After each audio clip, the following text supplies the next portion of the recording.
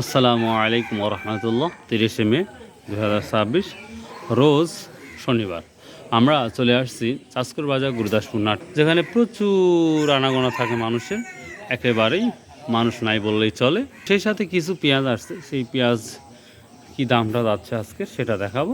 রসুনের বাজারে গিয়েছিলাম, খুবই অবস্থা খারাপ। সেই সাথে দেখি পেঁয়াজের কি অবস্থা সেটাও দেখাবো ইনশাল্লাহ আপনাদের। 1200 বলেছে না?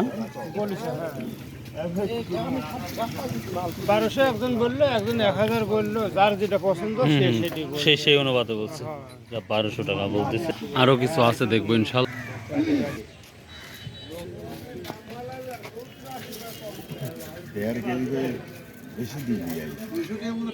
এটা কত করে কইছে তাই এখনো বলেন নাই না?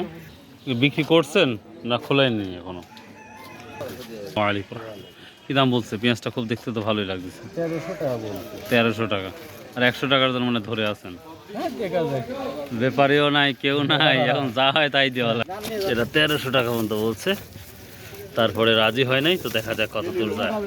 তো পেঁয়াজের বাজারটা এমনই যাচ্ছে, সর্বোচ্চ 1300 টাকা দেখলাম, হয়তো 1350 যেতে পারে, এর উপরে যাওয়ার সম্ভাবনা খুবই কম।